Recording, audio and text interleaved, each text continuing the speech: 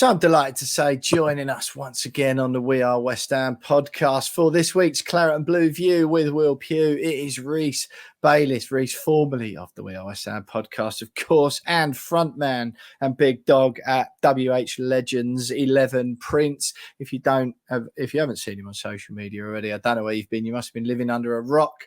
Reece, big West Ham fan. Great to have you back on the show again, mate. Obviously did a little stint on the podcast before, and then you realise what a load of aggro it is chatting to me every single week, even though we've been mates for a very long time, and thought, no, thanks, I'll pass on that. How you getting on? Yeah, very well, mate. Yeah, it's great to be back. Yeah, unfortunately, mate, obviously I had to, it just didn't work out having a young child at the time. Yeah. Even though he's grown up now, he'd probably want to be on it as well. So, back on. It's good to see you're only going from strength to strength as well, mate. So yeah, it's good. It's good to see also that, you know, not everyone always agrees with your opinions. I do like it when a few people dig you out. So, sort of special one of mine, you know that. Yeah, exactly that, mate. Exactly. Look, we'll get into it in a little bit more detail in a bit. But what do you make of it on Saturday? Obviously, 3-1 defeat to Man City. One of them, really. I was just saying to James just now that I don't really like the way football's gone, whereby everyone's sort of going, oh, well, you know, we're champions of Europe. This our third season in a European competition.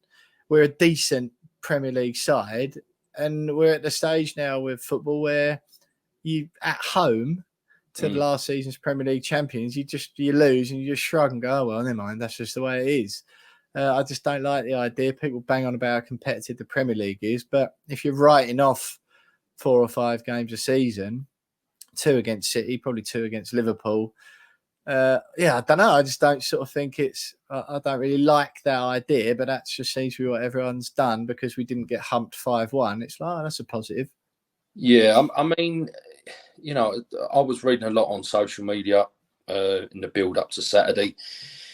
And yeah, it's as if like we'll take the 2-0 loss or something like that because you know. But I do also think the gulf between us and City is still massive. You know, and I'm not going back to you know, we always used to say it back in the day and all that, but these were the games that you wanted to be at because you knew that you'd be giving them a go. And I think now it's you know, not only West Ham, but I think a lot of teams when you watch them, especially teams that have been a bit established in the Prem, you know, they're a bit scared to have a go at them.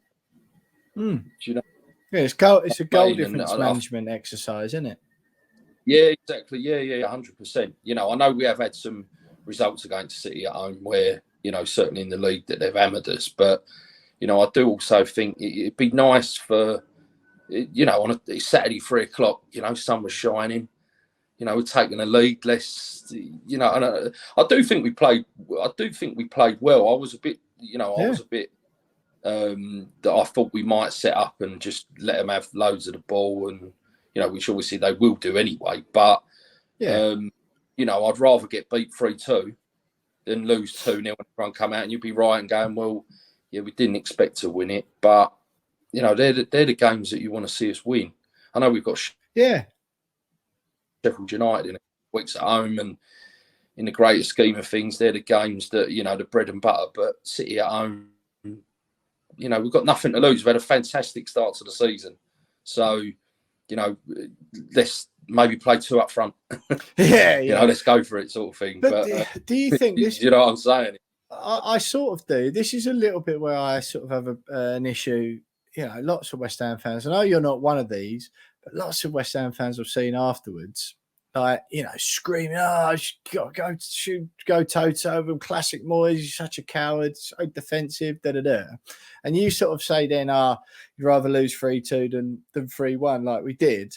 What I think people often ignore in that when they say things like that is they ignore the fact that the option of losing 6-0 is also on the table. And I just think that's more likely if you try and go, you know, I literally read something online earlier before the podcast today on Twitter, about why don't we go toe to toe with them? You know, that's when they lose points, is when teams go toe to toe with them.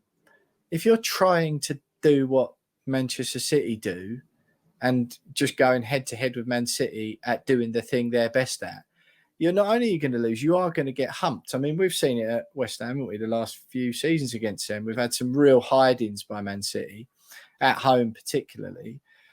And I just think people say that as if, you know, you'll hear Pep Guardiola, won't you, after all? Whenever he like used to smash Bournemouth 6-0, he'd always come out afterwards going, oh, Eddie Howe's such a great manager. What he's trying to do there is brilliant. You know, and the way he plays football, he's a real credit to the game and da-da-da. Yeah. It's like, yeah, because you want people playing like that against you because it makes it loads easier for you. And look, I think we scored against City. It's only the third goal they've conceded all season, for God's sake. Yeah. And yeah, I just think if we try and do that, we're not good at that anyway. Moisey don't do that against other teams, does he? And I just think they're so good now, and that gulf's so big that you're right. Premier League managers just look at it as a goal difference exercise when they play City. They don't feel like they got half a chance of a win anymore. And I think that's a real shame, because when we used to go, you're talking about Upton Park, Man United or whatever, for example, at home, even when they were winning everything, they were winning the league on, I don't know, 75 points or 80 points or whatever. They weren't walking it like teams do now. And you'd always go to Upton Park, wouldn't you? Even when they had Rooney and Beckham and Giggs, thinking, oh, half a chance here. Sometimes you get humped. But you just don't have that anymore, do you? No, it was only really the Allardyce era that, you know, if we were playing a Chelsea or something like that, but we had, let's say, Norwich on the Tuesday night, you knew for a fact that we wouldn't even be bothered about getting a result of that. But you also knew that usually at that point, we would go and beat them in the midweek. Yeah. They're the games that we needed to win at that time. I just think with a start of the season that we've had, again, I was a bit like I think a lot of our fans were with the start that we had. Prior to starting the season with the fixtures, you were a bit like, blimey, you know, we could beat one point, but, you know, Luton, their first ever home game in the Prem, who do you want to play at? Us, you know, Brighton away. But, you know, to have the 10 points and then have City, I do think when you're playing teams like City as well, you need to have, your subs need to be right, where you need to have 4 players coming on like for like, you know, obviously. Yeah. Antonio, like he does every game, whether he's effective or not, he runs himself into the ground. When Alvarez went off, you know, we lose that bit. So, you know, I'm not knocking the players that come on, but even the year when we could have got to the Europa League final, it was a bit like that. You know, that's sort of our best team, and we've only got a couple of subs that can be effective.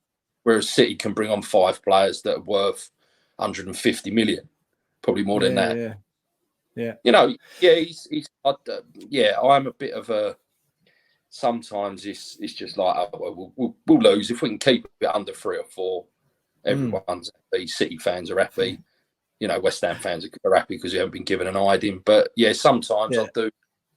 You know, they're the games that you want to see us win and turn up in. Yeah, no, I agree, mate. Look, we already put one over Chelsea, obviously, and the points total so far this season is great. So holistically, it's obviously decent. Right, Reece, look, we're doing something a little bit different this season with the Claret Blue View. Basically, we were just worried that people were getting bored to tears of listening to just me and James talk about West Ham every week. So there's lots and lots of West Ham fans we speak to all the time from all different walks of life. And we're trying to get a few more of them and a few more different West Ham voices on this season. Obviously, I've had yours in my ear for the lion's share of my life. We've had lots of West Ham experiences together. We've had some great people on so far this season, and delighted to say that you're joining us. First of all, other than being mates with me, which I think is your main claim to fame, just tell us a little bit about your West Ham journey, and then we'll chat about your little business you got going on with the WHU Legends Prints as well later on. But yeah, just tell everyone about your West Ham journey, how you got into it, and you know, your sort of West Ham life so far, I guess. Yeah, it's believe it or not, the majority of my family are Arsenal fans. Apart from my dad, who sort of sits on the fence because he's a big Merthyr Tydfil fan. So yeah, I had the choice when I was a kid. be a junior gunner or a junior hammer. This was back in about 1987, I think, and I was only 4, and yeah, that was it. I'd become a West Ham fan, started going to games in sort of 1991, and then ever since then, it's a weird, I think, unless you're sort of born into it, when I look back on it, even people like yourself, the majority of my friends are West Ham fans, and I don't know, I find it a bit weird to support anyone different now. Yeah, if you're not, not say you wouldn't have anything to talk about and stuff like that, but certainly there's been some seasons, a couple certainly one in the Championship early 2000s. It weren't even about the football; it was just a day out with your mates. Yeah, of course, yeah. And I've also made very good friends that aren't from around here, people that I used to sit with. And things like that. It just becomes sort of, I know they say it's a way of life as such, but, I'm starting to get into that point now where my boy's slightly getting a bit of interest. He's getting a bit of outside influence from other people that are Arsenal fans to try and, but I've said, there's no, if he wants to be an Arsenal fan, he can, but there's no way I'm taking him to any games. He'll have to find somewhere to live. And not even going to get to that point. He's got to be, and in fairness to him, because of his age, bearing in mind we've won a trophy and we've been in Europe, this is our 3rd year. He's not even 5 yet. So I'd be tinkering on the point of glory hunter at the moment. So he might have to go. But mate, it's there's a good community within the fans. I think you can only see by the podcasts and events and things like that. It's brilliant. It's brilliant. So I had a season ticket for 25 years. But obviously, where were you? Where was your seats? Started in the Centenary Upper family enclosure. Family enclosure, Enclosure. Then moved over to the Bobby Moore, and then ended up in the West Stand when it was built. Till the day it got knocked down. No, just slightly in from that, mate. Yeah, in the boxes. Always sniffing around the corporate. So it's one of those, isn't it? It's still a really day out. Yes, a lot of things have changed, but you can't, if you're still going with your mates and stuff like that, it's still a cracking day out. Yeah, absolutely, mate. Absolutely. It must be a strange one, like you say, because I'm born into it, so you don't know any different. Always gone with my dad. Somewhat of a different experience. I think that's probably why it grated on me a little bit more, because for a lot of the time, for most of my life, really, it's even, into my 20s, like it was just about the football. We used to drive to Upton Park, so it'd be like me, my dad, my granddad, and my cousin, and it was about the football. You'd just get there, and we'd just drive there, park up, and get out afterwards and drive home. There was no, we used to go for something to eat beforehand or something, but it was all about the football. And then afterwards, you just sort of barely hear anyone talking in the car if we'd lost or whatever. And I think your way of doing it in hindsight is probably better. And I do try and do that a little bit more now. Obviously, with work, I'm limited. I can't go as much as I used to. Still get to a proper solid chunk of games every season. Can't wait to get over there this week for the Thursday night game. And I do make it more of a day out now. I meet up with my dad before. Obviously, don't live with him like I used to when we were going when I was young. So it's a good chance to do that and meet up with Jonesy or whatever and have a few beers. And it does, it makes it less painful, I think. Because we used to come back and it'd be like, did you have a good day? And the answer would be, Mum would say, did you have a good day? And it would be 100% dependent on whether we'd won or lost. It wouldn't matter because we didn't do anything else that was enjoyable. But your approach, I think, having a few beers, meeting up with your mates is, good. I was, obviously I didn't go in the 80s or anything like that, or the 70s when, it was, the ground was a lot different. But, to experience what we did in the 90s before being down up there sort of on my own and stuff like that, midweek games and things like that, it was brilliant, absolutely brilliant, and yeah, even now I still remember an early 90s midweek game and a bloke behind us in the chicken run swearing his head off. And I remember, like, you know, you're looking around at him thinking, like, cool, I can't wait to do that. You know, I think I was like, yeah, it's going to be a bit of me when I'm older. So, yeah, great days. Yeah, exactly, mate. Yeah, and some of you know, some of your best memories in your life come from West Ham stuff, don't they? For sure. Look, you know, me and you used to do a thing, right? It's one of my favourite things to do, where we'd be going chatting out and about, whatever, and just pull out the most rogue random West Ham player that we possibly could.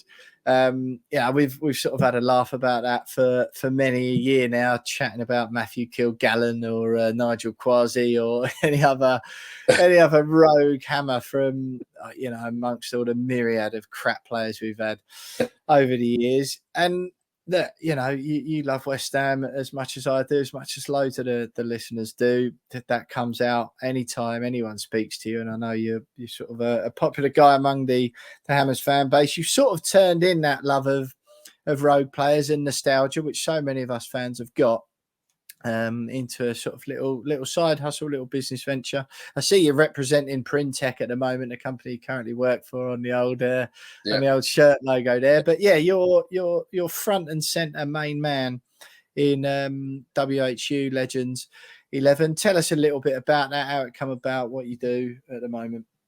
So it really all started during lockdown. I'd had a bit of an idea over the years where I collected a hell of a lot of memorabilia anyway. I haven't got any of it up now because I got married.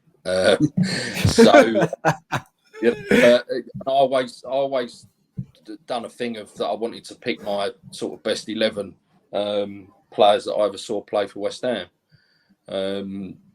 but doing it in the sort of the old Panini card and sticker way of like getting it framed and things like that. So I was working from home, and obviously in the evenings I had quite a lot of spare time. So I put a couple of things together, put it out on Twitter, and thought, you know what, I'll just sort of see what happens. And it's just been absolutely unbelievable. You know, and then obviously that spun from like people's best 11s into. I was talking to someone about the first ever game I went to, so I put one together for Paul, who does events for Mandeville Promotions, and I'd obviously done my own one, and then it sort of just spiraled from there. And you know, I'm not saying this by any means that I know a lot about the club, but by doing that, I can tell you that I've learned so much more about players and the games, and you know what we were just talking about then about, you know, how you come into the like the club and stuff like that. The certain games that I've put together, mate, they're games that I wish I'd been at. Yeah. But also everyone has a different journey, didn't they? You know, I was very unsure with doing first games. If you got beat, my first game we lost. We could have won the title against County in '91. So that was obviously, I should have known what I was in for. And I would people want them if they got beat. And you know, one of them I always bring it up now is I've done it for a fella as we lost at home to Everton. I think it was in 2000, and we had Sasa Ilic in goal. Horrific, and we lost 4-0. You know, and I thought to myself, if this man is happy to order this and have it somewhere on it, then I've got half a chance of sort of selling a few of these. But yeah, mate, it's one of those that, you know, it's still, and it's a hobby. It does take a lot of time sometimes, but it's something I enjoy doing. I'm very lucky to be able to meet a lot of ex-players and supply them with their first games, which have been, you know, that's something that I never thought would happen. And just at the back end of last season, Kenny Brown approached me about putting together something for the lads who won the Youth Cup final. So, you know, it's fantastic. It is fantastic. I don't, you know, I always have that thing about, shall I do other teams? But I just haven't got the knowledge, and probably sometimes then I'm not saying who wouldn't want one from Charlton versus Doncaster, but you know, a bit of a different that from me, doing the West Ham one. So yeah, quite, mate. Quite. Yeah, Look, you go on. No, I was going to just say, mate, it's been brilliant. It's been the support of of everyone as well. The feedback's always good. Yeah, so it's been really good. Where can they get them then? Where can they get them if people want it? So they're effectively, aren't they? Like they're prints. My first game is what you do, but your best ever West Ham team, you can basically do anything, can't you? And it's this big, nice display, pictures of the guys in the sticker format and stuff in whatever formation you want, and a bit of detail on the game. You've got a website, WHU Legends XI.co.uk. That's 11XI, isn't it? Yeah, that's correct. All over social media, so Twitter, Facebook, Instagram. Always doing it. I've got a giveaway coming up soon. Going to see Alan Devonshire Friday week in Frinton. So good night. So I'm going to do a giveaway on Twitter or X, however you want to call it. So I can do that in Junction if you want to do it with the pod. I'll get a couple of bits signed by them and happily give one away. Happy days, mate. So yeah, WHU Legends 11. Reece is all over it. But look, Reece, so you talked about your journey at the moment. We've chatted a little bit about City. What do you make of? There's a couple of questions I've been asking so far to the Claret Blue Views we've had on. They've tended to swirl around David Moyes, Declan Rice, and what success looks like for you this season. I want to get you on Declan Rice first of all, primarily because we had Tom Rennie on from TalkSport last week, and he riled up loads and loads of Gooners. All of your family are Gooners, as you've mentioned already. And I just want to know what you make of the Declan Rice situation, really, because all Tom said last week was that he thinks Declan Rice using it as a stepping stone. He doesn't know why he went to Arsenal because he's not going to win stuff there. Riled them up nicely on our social media platforms. What did you make of the Declan Rice thing, the him leaving in the first place, his comments maybe since, how he's been playing, just generally the situation? So in truth, I thought he would have given us another year. Tony Carr said that, trophy. Now, obviously, from a selling point of view, I don't even think we'd had the trophy in our hands a couple of hours, and obviously David Sullivan basically said, "Come and get him." So from that side of it, we at that point we had to maximise what money we could get. I was always very surprised in the amount of people that would never agree with the transfer fee. But again, it's never going to be worth that. And the thing that don't annoy me now, because players come and go. The most time I was ever gutted was when Dixie went to Liverpool, and then he was back within sort of like a year. But these sort of people now, the press and they're bigging him up, and we saw that at West Ham. There's no loyalty in football anymore, mate. Not just this season. It's probably 5-6 years ago. I know, obviously, we had Noble, but he obviously Rice didn't go about it too much about when he was wanted to leave and stuff like that, or where he was going to go. And that's probably the best way to leave the club. But I think players nowadays, it's all about the social media side of things.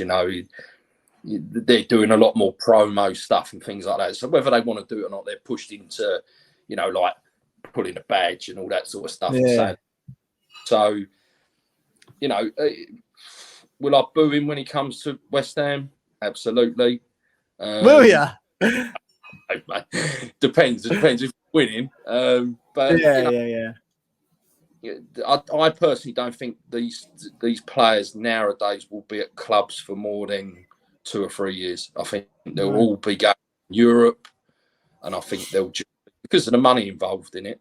Good luck to him if he stays there. If he will be able to say justified it if they do win a trophy this year.